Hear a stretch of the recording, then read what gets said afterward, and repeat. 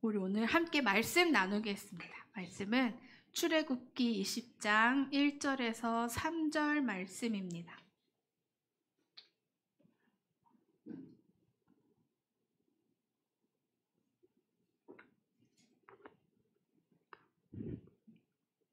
출애굽기 20장 1절에서 3절 말씀. 우리 한 목소리로 함께 읽겠습니다. 시작. 하나님이 이 모든 말씀으로 말씀하여 이르시되 나는 너를 애굽 땅 종되었던 집에서 인도하여 낸 내 하나님 여호와니라.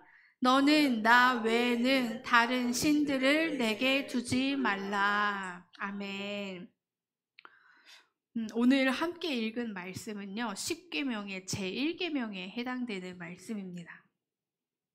십계명 하면 어떤 느낌이 드시나요? 십계명.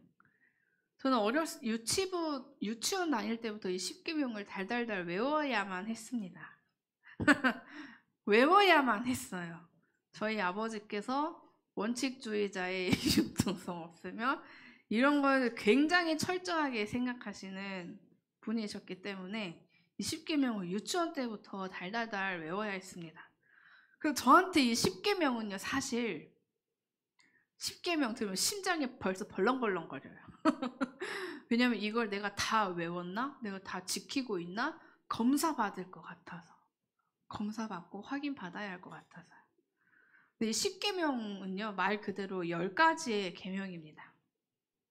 10가지의 계명이라는 것은 10가지의 율법이라는 뜻입니다.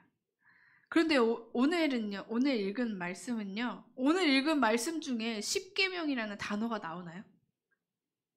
오늘 읽은 본문 말씀에는 십계명이라는 그 단어가 나오지 않습니다. 그러니까 십계명을 이 성경에서는요, 십계명이라고 부른 적이 없어요. 오히려 이것을 이 십계명에 해당되는 이 말씀들을 원어로 번역을 해보면 율법, 계명이 아닌 말씀으로 쓰여진 것을 보게 됩니다. 말씀. 그러니까 이 십계명이요, 10가지의 계명이라고도 말할 수 있지만 그 전에 성경은 10가지 말씀을 하신 것이다. 말씀. 오늘 읽은 본문은 출애굽기였는데요. 신명기에도 우리가 말하는 십계명, 이 10가지의 말씀이 기록되어 있는데 이 신명기에서도요, 10가지 말씀이다 라고 기록이 되어 있고, 신명기 4장에도 그렇고 신명기 10장에도 그렇게 나와 있습니다. 10가지의 말씀. 그렇다고 그런데요, 이 십계명이라는 단어가 성경적이지 않다라는 말은 아닙니다. 네. 출애굽기 20장 17절에는요, 나를 사랑하고 내 계명을 뚜두두두 이렇게 말씀을 하시거든요. 그러니까 이 계명이라는 단어를 사용을 하셨다. 그런데 그래서 제가 하고자 하는 말은 뭐냐면 이 십계명이라고 하는 것은 단순히 율법이다. 이것을 지키지 않으면 범법자가 된다. 벌을 받는다. 심판받는다라는 무거운 말씀으로 들어야만 하는 것이 아니라, 그것이 전부가 아니라 하나님께서 당시 이스라엘 백성들에게, 더 나아가서는 지금 현재를 살아가는 우리들에게 하나님께서 하시는 살아계신 말씀이라는 것입니다. 그러니까 뭔가를 지켜내야 하는 법체계 정도가 아니라 하나님의 살아있는 말씀으로서 이 말씀 또한 우리 안에 생동감 있게 살아 움직이고 살아 숨쉬는 그 생동감이 있는 말씀이다 라는 것입니다. 이 십계명에 대한 뭔가 경직되고 딱딱한 그 이미지를 벗어버리고 이 또한도 사랑하는 자녀들, 사랑하는 내 백성들에게 하나님께서 허락하신 살아있는 말씀이다 라는 것입니다. 그렇다면 하나님께서요, 그 이스라엘 백성들에게 십계명을 왜 주셨을까요? 우리에게 이 십계명을 왜 주셨을까요? 이 말씀은 출애굽 당시에 애굽에서 430년간의 그 노예 생활을 탈출하고 출애굽 당시 이스라엘 백성들의 그 내면에는 그들 스스로의 정체성이 어떻게 박혀 있었을까요? 430년 동안 애굽에서 종살이 하던 그들이 이제 출애굽을 목전에 두고 있을 때 그들 스스로의 정체성을 어떻게 가지고 있었을까? 우리가 예상을 해보자면 그들은 노예라고 하는 정체성을 가지고 있었을 것이다. 왜냐하면 이 430년이라는 시간은 한 세대뿐만이 아니라 한 세대, 두 세대, 몇 세대가 지나는 그 긴 시간 동안 애굽의 종살이를 해야 하는 그들의 현실이었기 때문입니다. 그러니까 나는 노예다. 이 애굽에서 우리는 종살이를 하고 있는 그러한 민족이다. 우리는 천한 민족이다. 라고 하는 그들이 거부할 수 없고 어떻게 맞서 싸울 수 없는 그 세상이 그들에게 덧입혀준 그 정체성, 노예라고 하는 것입니다. 노예. 그렇지만 이 이스라엘 백성들은요, 그 430년의 긴 노예의 시간으로부터 출애굽하였죠. 탈출하였습니다. 더 이상 그들이 노예의 신분으로 살지 않아도 됐습니다. 그런데 그들에게 이제 나는 노예가 아닌 자유가 허락된, 자유가 주어진 자유로운 민족이다 라는 그 새로운 정체성이 그들의 그 깊은 내면에 자리 잡기까지는 오랜 시간이 걸렸다라는 것입니다. 이스라엘 백성들이 애굽에서 있는 동안 자유라는 것이 무엇인지 알았을까요? 그들은 평생을 태어나면서 지금까지 누군가의 명령을 수행하고 누군가가 줘야만 먹을 수 있는 그 밥, 그 식량의 한계를 가지고 있었고 자기의 의지와 삶대로 나의 삶을 계획하고 구축해내고 쌓아내고 어떤 목적을 달성해내는 그런 삶을 살았던 것이 아니라 누군가가 나에게 쥐어주는 그 삶의 과제를 해결해내는 것이 그들의 삶의 전부였습니다. 그렇기 때문에 그들이 자유라는 것에 대한 개념, 그 소망 자체가 없었다라는 것입니다. 그런데요, 노예의 그 삶을 청산시키시고 하나님이 그들에게 자유를, 구원을 허락하셔서 이제 하나님께서 약속하신 젖과 꿀이 흐르는 그 땅으로 가야 하는 이 새 소망이 그들에게 생겼습니다. 그럼에도 불구하고 지워지지 않는 그 노예로서의 정체성, 하나님께서는 그 정체성, 세상이 그들에게 쥐어준 잘못된 정체성을 다 제거하시고 노예에서 자유인이 되었다는 것을 깨우쳐 알게 하셔야만 했습니다.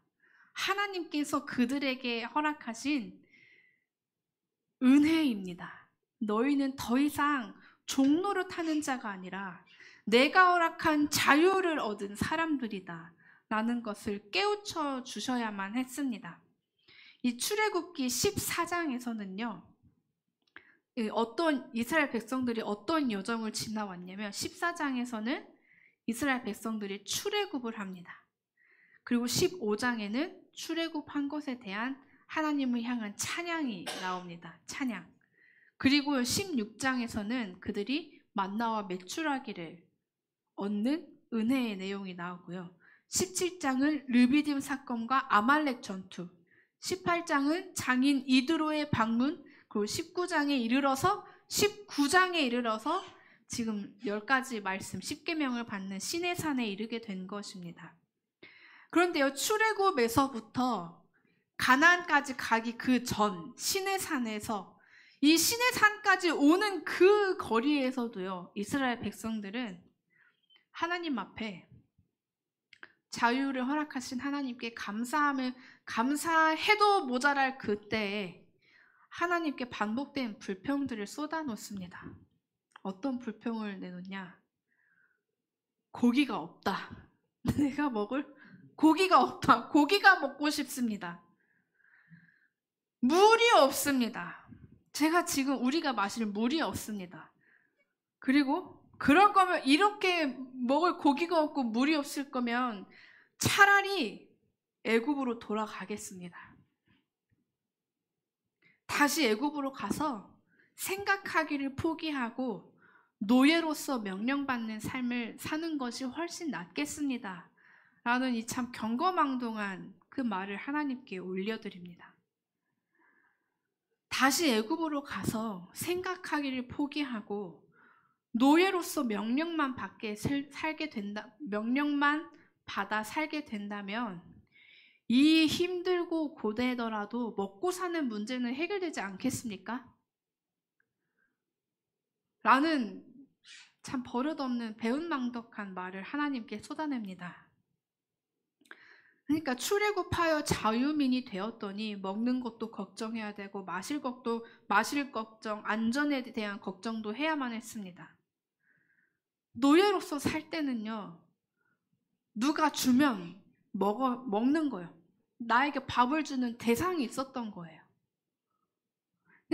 그런데 누군가에 의해 수동적으로 살아야 했던 그들의 삶이 이제는 모든 것을 스스로 해결해야 하고 모든 것을 그들 능동적으로 해야 하니 걱정, 두려움이 없었던 것입니다. 자유로 누리지 못했던 것입니다. 하나님이 자유를 주셨는데 그 자유를 이것은 자유다라는 그 은혜로 받지 못했다는 것입니다. 왜냐하면 그들은 자유인이었던 적이 없기 때문입니다. 그렇다면 이스라엘 백성들이요, 이제 진짜 자유인으로서의 삶을 살려면 어떻게 살아야 했을까요? 하나님이 노예에서부터 그들을 구출해 주셨고 이제 자유인으로서의 삶을 살도록 허락해 주셨는데, 하나님께서 그 은혜를 허락하셨는데, 그렇다면 그 이스라엘 백성들이 하나님께서 허락하신 자유를 힘입어서 자유인답게 살아가려면 어떻게 해야 했을까요? 그것은 바로 하나님을 주인으로 모시는 것이었습니다. 하나님을 그들의 주인으로 모시는 것. 우리도 마찬가지입니다. 우리 원래의 존재의 이유, 우리 원래의 관계, 우리 진짜 주인을 모셔야 합니다. 애굽이 주인이었던 노예였던 이스라엘 백성들, 세상 권세와 죄의 노예였던 이스라엘 백성들, 자유가 없으면서도 노예의 삶이 자유라고 생각했던 이스라엘 백성들, 생각을 안 하고 살아도 먹을 것이 나오고 잠잘 곳이 있기에 그저 생활만 하면 되는, 그들이 생각하기에 이것이 편안하다라고 생각했던 그 삶에 안주했던 이스라엘 백성들이었습니다. 그들이 그곳에서부터 탈출하여 가나안으로 가기까지 그 광야의 시간은, 가나안 땅에 입성하는 그 모든 시간은요, 자유인으로서 하나님을 주인으로 모시는 삶으로서 그 방법을, 그 정체성의 변화를 겪고 배워야 하고 연습해가는 시간이었습니다. 그 광야에서의 시간이요.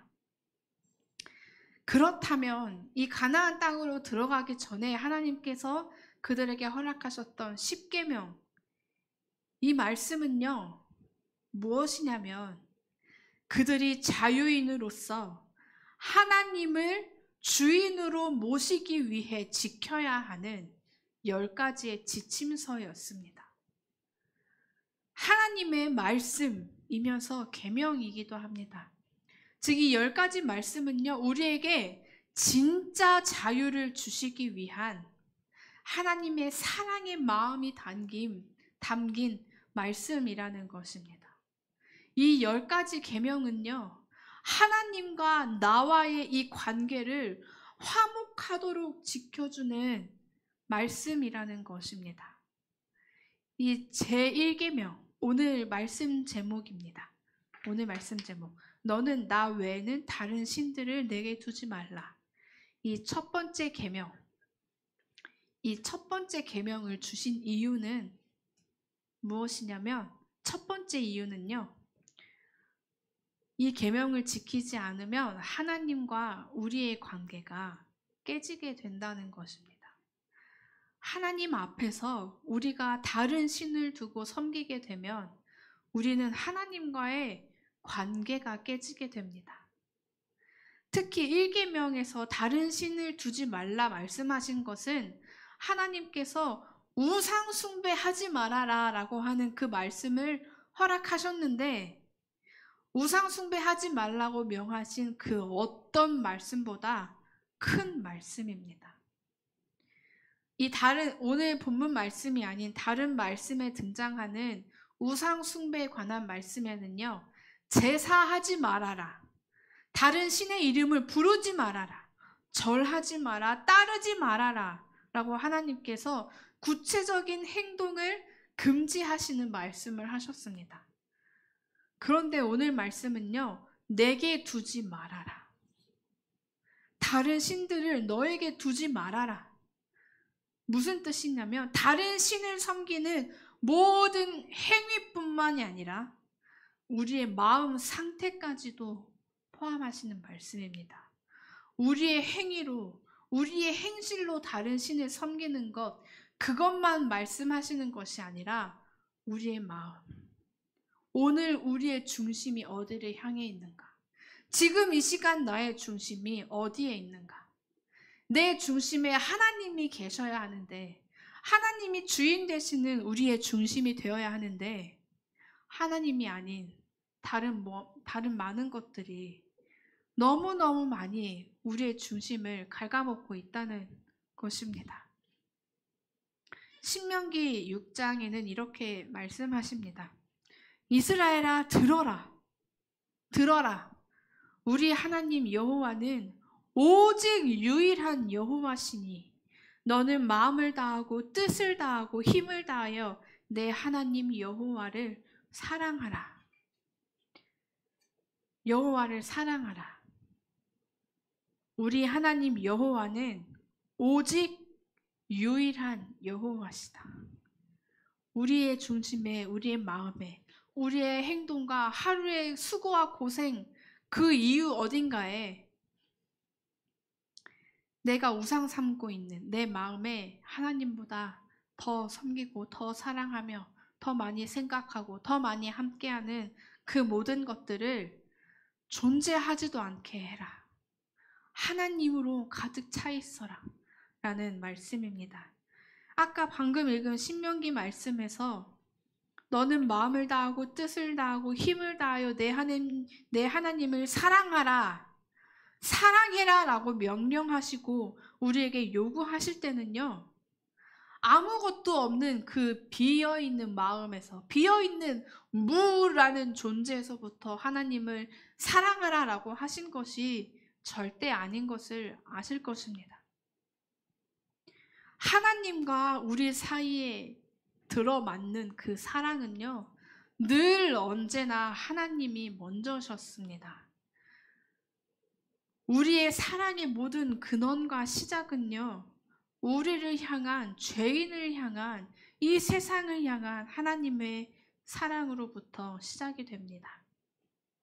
하나님께서 이스라엘 백성들을 출애굽시키시기 그 시작 단계예요. 어떻게 시작이 되었었냐면, 말씀을 보면 하나님께서 그들의 부르짖는 소리와 고통의 그 소리를 들으셨다 라고 성경에 기록됩니다.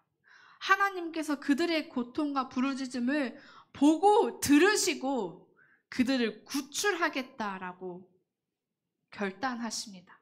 그렇게 작정하십니다. 즉, 그들의 고통을 먼저 아시고 그들을 사랑하시고 불쌍히 여기셨던 하나님의 마음이 먼저라는 것입니다.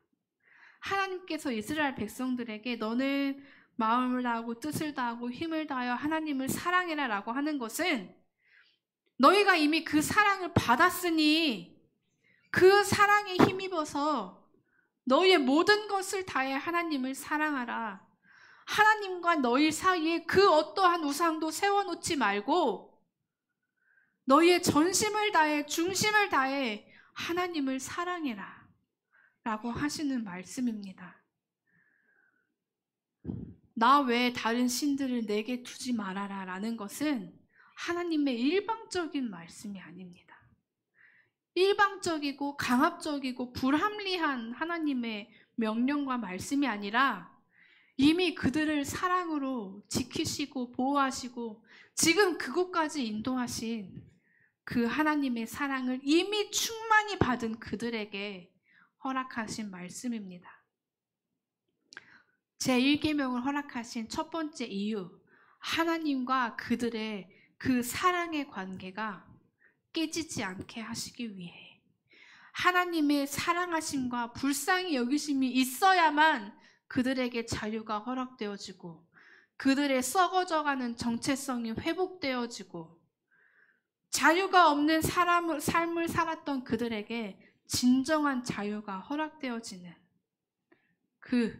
그것을 하나님께서 지켜내게 하시기 위해 지켜주시기 위해 허락하신 첫 번째 계명입니다. 그렇다면 두 번째 이유는요. 그들이 이 계명을 깨뜨리고 잊어버리고 소홀히 여기면 그들이 자유를 잃어버리게 됩니다. 우상 숭배는요. 우리의 자유를 상실하게 합니다. 애굽은 이스라엘 백성들이 430년이라는 시간 동안 몸담고 있었던 그 애굽은요. 그 우상은요.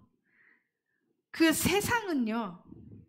이스라엘 백성들에게 진정한 자유를 줄 수 없습니다.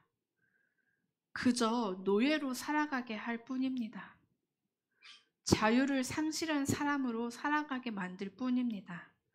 오직 하나님만이 우리에게 진정한 자유를 주십니다.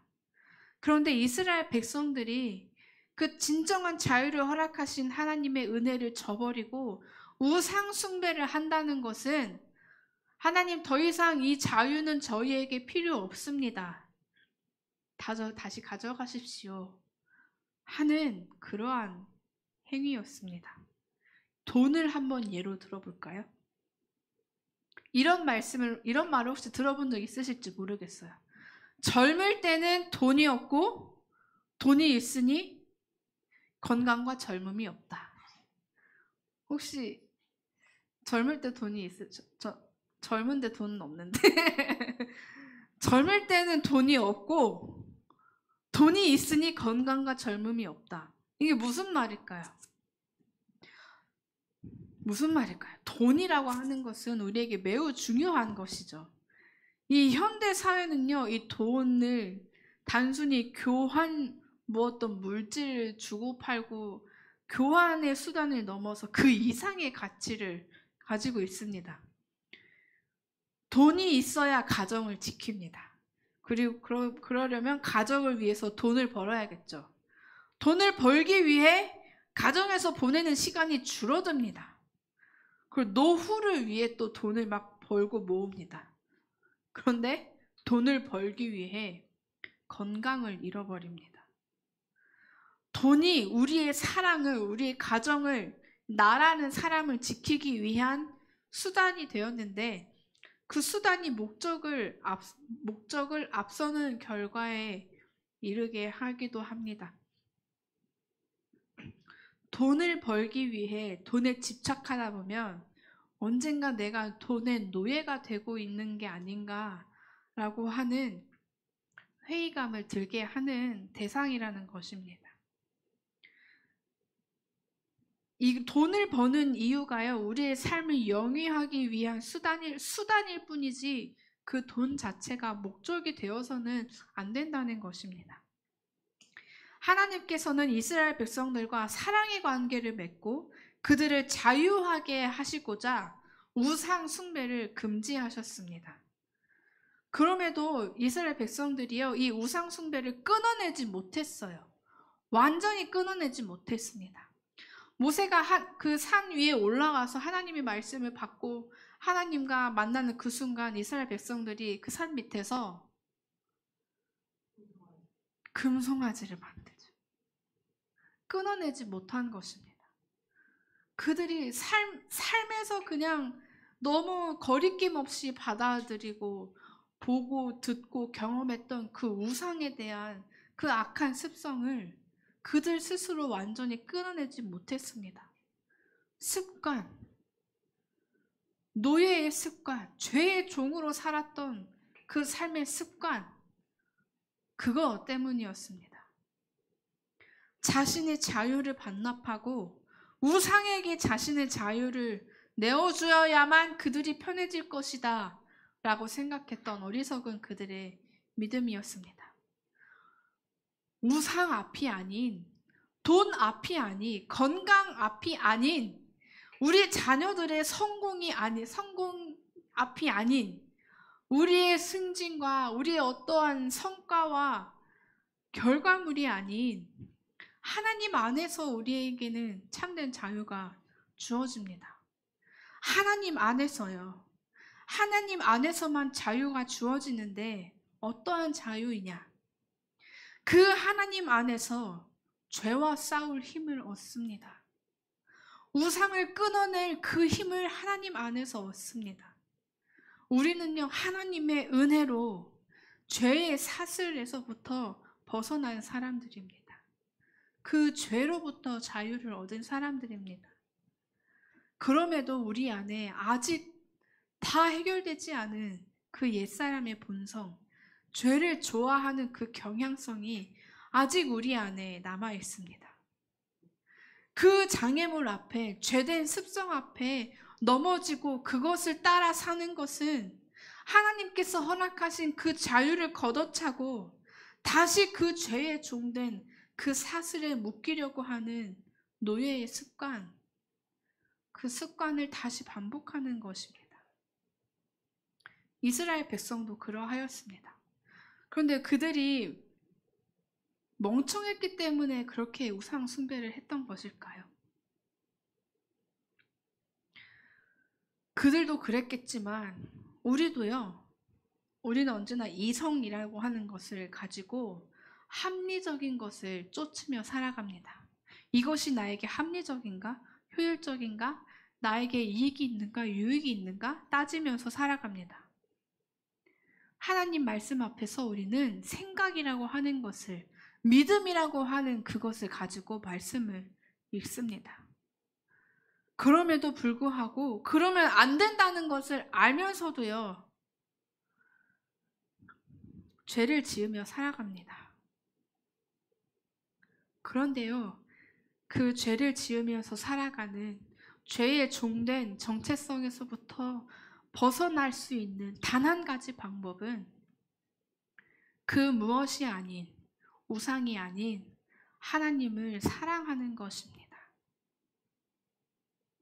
우상을 끊으시는 그 힘은 오직 하나님께 있습니다. 우리는 그저 주님께서 우리에게 주신 놀라운 사랑으로 하나님을 사랑하는 것, 그것이 우리가 마땅히 해야 할 일입니다. 점검해 보기를 바랍니다. 하나님은 우리를 사랑하십니다. 하나님은 우리를 사랑하십니다.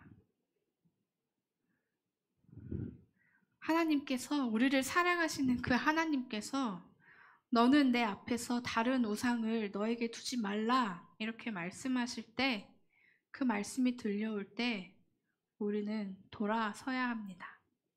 그 우상 숭배의 자리에서 돈을 위해 말씀을 저버리고 믿음의 양심을 저버리고 성도로서의 정체성을 잠시 뒤로 하고 우리의 유익과 이익과 사람들이 나에게 보낼 찬사를 선택했던 그 순간들을 돌이켜야 합니다.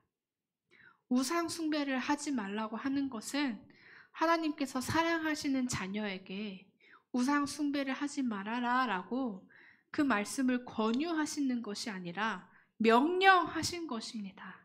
왜? 하나님과 나의 그 사랑의 관계를 그 우상이라고 하는 썩어질 것이 깨트려 버리기 때문입니다. 하나님에게서부터 멀어지게만 만들기 때문입니다. 하나님께서 온 몸과 마음, 그 물과 피를 다 쏟으셔서 허락하신 그 참된 자유를 누리지 못하게 하기 때문입니다. 우상 숭배를 하면요, 하나님을 믿는 우리에게는 죄책감이라고 하는 것이 생깁니다. 지금 말씀을 듣는 중에도 죄책감이라는 것이 우리의 마음에 몰려올 수 있습니다. 그런데요, 그 죄책감도 마귀가 사용하는 장애물 중에 하나입니다. 죄책감. 그래, 너는 죄인이지. 그래, 너 그런 죄를 지었었지. 내가 그랬었지. 라고 하는 생각을 마귀가 불어넣습니다. 이것이 우상 숭배가 우리에게 주는 그 영향입니다. 그 영향. 우리가 채 다 깨닫지도 헤아리지도 못할 만큼 우리의 영혼을 병들게 하고 하나님이 주신 자유를 침해하는 참 위험하고 조심해야 하는 죄입니다. 그 말씀입니다. 기억하기를 간절히 소망합니다. 모든 것을 다 내어주시고 우리를 사랑하신 하나님의 사랑, 그 사랑에 힘입어 그 무엇이 아닌 하나님을 가장 사랑하는 우리가 되기를, 하나님과 나 사이에 그 어떤 우상을 세워두지 않기를, 하나님이 베푸신 그 사랑의 손길을 우리가 외면하거나 저버리지 않기를, 그 하나님이